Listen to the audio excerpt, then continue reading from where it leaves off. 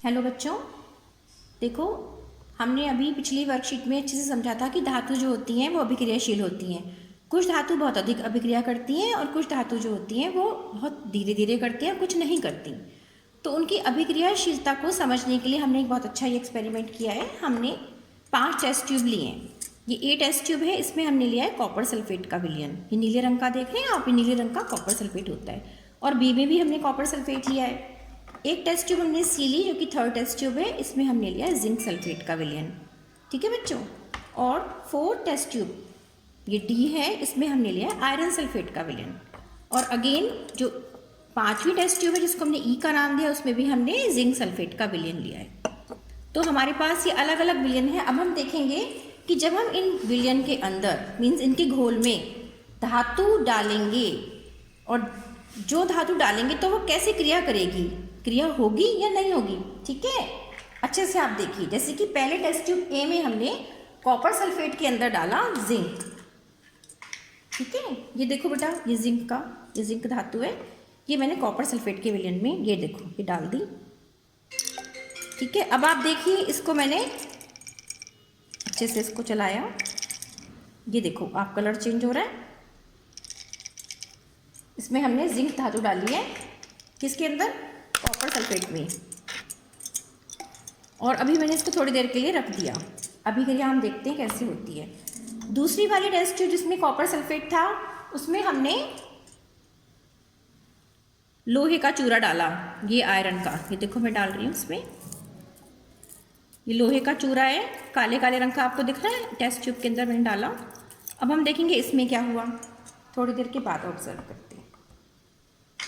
और तीसरी जो टेस्ट ट्यूब थी जिसमें हमने जिंक सल्फेट लिया था, इसमें हमने तांबे की छीलन डाली। ये देखिए ये छीलन है तांबे की, और ये मैंने इसके अंदर डाल दी। किस में डाली है, जिंक सल्फेट वाले घोल में। और डी टेस्ट ट्यूब जो आपकी चौथी थी, उसमें हमने आयरन सल्फेट लिया था और आयरन सल्फेट के अंदर हमने ऐड किया फिर दोबारा से तांबे की छीलन। अब बची हमारे पास लास्ट ये वाला बीकर है, इसको टेस्ट ट्यूब है, टेस्ट ट्यूब लिए हमने। इसमें जिंक सल्फेट है, इसमें भी हमने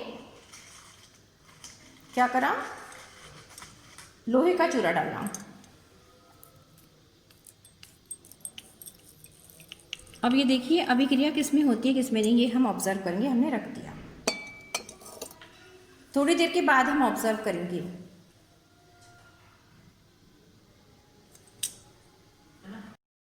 देखो बच्चों, थोड़ी देर बाद फिर हमने इनको टेस्ट ट्यूब्स को ऑब्जर्व किया, तो हमने देखा टेस्ट ट्यूब ए में रिएक्शन हो गई है। ये देखिए कॉपर सल्फेट जो कि बिल्कुल नीले रंग का था, ऐसा था। और अब इसमें हमने जब जिंक डाला तो ये देखो नीचे तो कॉपर इकट्ठी हो गई, ये आप देख पा रहे हैं टेस्ट ट्यूब में नीचे, ये बिल्कुल नीचे तली में ये जो भूरे भूरे रंग का आपको दिख रहा है, ये क्या है, ये कॉपर को जिंक ने विस्थापित कर दिया और जिंक ने अपना सल्फेट बना लिया, जिंक सल्फेट। क्योंकि जिंक जो है वो कॉपर से अधिक क्रियाशील है, उसने कॉपर सल्फेट के विलयन से कॉपर को हटा दिया और जिंक सल्फेट का ये विलयन बन गया। ठीक है, ये आपको समझाया भी है वर्कशीट में, लेकिन अभी हमने प्रैक्टिकली देख लिया। ये देखिए ये कॉपर सल्फेट में जब हमने क्या डाला था, आयरन की फिलिंग्स, लोहे का चूरा डाला था, तो ये भी देखो लोहे का जो सल्फेट होता है, आयरन सल्फेट, वो हरे रंग का होता है। अभी इसमें कलर आएगा धीरे धीरे। और उसने भी कॉपर को विस्थापित कर दिया, नीचे हो गया, क्योंकि बिल्कुल डार्क ब्लू कलर का कॉपर सल्फेट होता है ऐसा। और इसका कलर देखिए धीरे धीरे कैसा हो रहा है, इसका मतलब इसमें भी अभिक्रिया हो रही है। अब अगर हम ये थर्ड टेस्ट ट्यूब देखें, जिंक सल्फेट में जब हमने कॉपर की फिलिंग्स डाली थी, तो यहाँ पर कोई रिएक्शन नहीं हुई, ये देखो वैसी की वैसी पड़ी है। इसी तरह से fourth test tube number D में जब हमने आयरन सल्फेट में कॉपर की फिलिंग डाली, ये भी ऐसी पड़ी हुई है। इसका मतलब कॉपर जो है वो जिंक से भी कम क्रियाशील है और आयरन से भी कम क्रियाशील है, वो किसी से अभिक्रिया नहीं करेगी। इसी तरह से जिंक सल्फेट में जब हमने आयरन डाला था, लोहे का चूरा, तो वहाँ भी रिएक्शन नहीं हुई, टेस्ट ट्यूब नंबर ई में। इसका मतलब लोहा जो है मीन्स आयरन, वो जिंक से भी कम क्रियाशील है।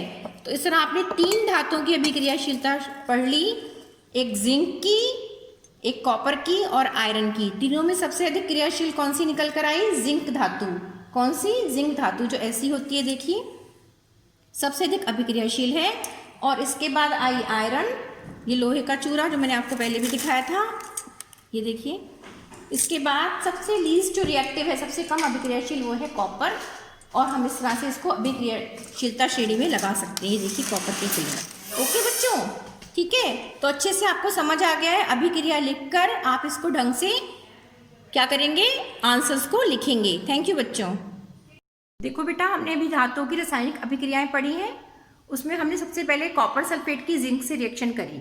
तो कॉपर सल्फेट जिंक से रिएक्शन करके क्या बनाता है, कॉपर विस्थापित हो गया और जिंक सल्फेट बन गया। क्या बना, ये आप देखेंगे, जिंक सल्फेट बना, प्लस जो कि व्हाइट कलर ट्रांसपेरेंट था, प्लस कॉपर जो है वहां पर विस्थापित हो गया।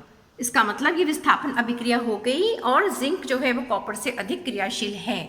क्लियर। अब यहाँ पर हमने नेक्स्ट सेकंड टेस्ट ट्यूब में देखा था कि जब कॉपर सल्फेट में आयरन ऐड करते हैं, लोहा, ये Fe आयरन है, इसको ऐड करते हैं तो हमें क्या मिलता है, आयरन सल्फेट FeSO4, और यहाँ पर भी कॉपर विस्थापित हो जाता है।